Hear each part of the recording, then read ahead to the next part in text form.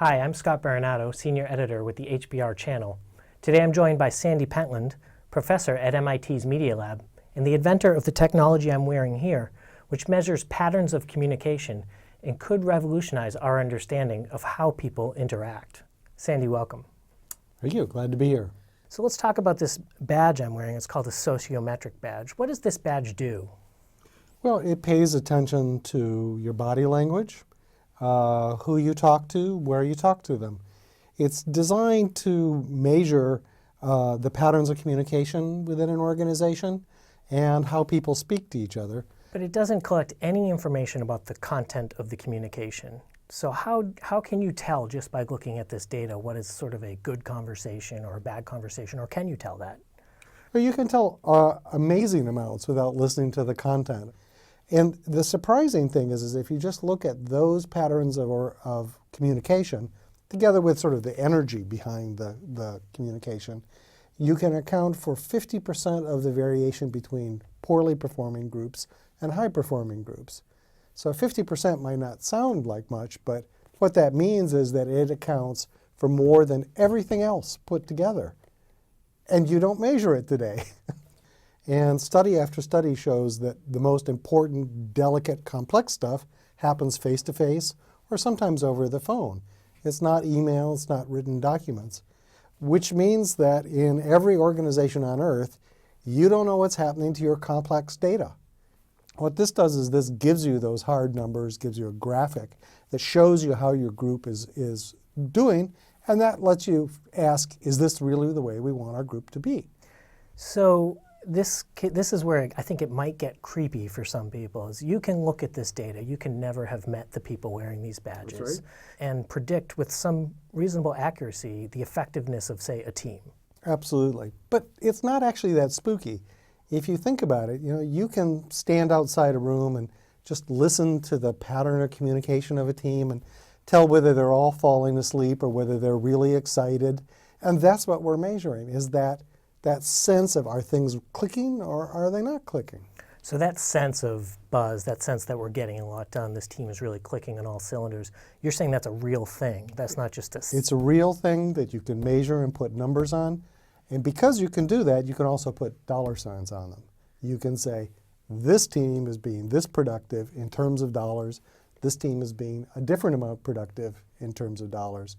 So you can actually go in and look at the patterns of communication and relate them to not just productivity, but creative output also. So have you taken this data at all and looked and seen sort of what I would call the optimal communicator? Not surprisingly, yes, we found that in the data. We looked, for instance, at a mixer just before people began a 1-week intensive exercise to put together business plans. And we found that there was one type of person that predicted the success of the team at the end of the week. And it's something we call a charismatic connector. So it's a person who goes around and talks to everybody and listens to them, asks them questions. They sort of drive the conversation because they're saying, what do you do? Oh, really? That's interesting. Tell me about it. And then politely and appropriately move on to the next person. So they're working the room, but they're not working the room to collect cards or something like that. They're working the room to collect information. And when you get a lot of those people on the team does well. So you've deployed these badges in team settings, small team settings, large team settings. Have you deployed them sort of company-wide, and can you imagine an application where you could actually collect data on an entire organization and how it communicates? Yeah, well, we've done that. We've actually deployed over an entire sort of medium-sized startup, 100-odd people, for a month. And you can actually make a little dashboard that shows, are people communicating enough? Are they communicating with their team enough that the team is on the same page? Are they harvesting information and coordinating with the other people? And you just see it on the top of your computer there. It just shows those little displays, and you can adjust your behavior as a consequence.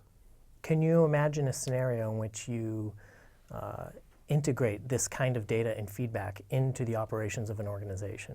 Sure, yeah.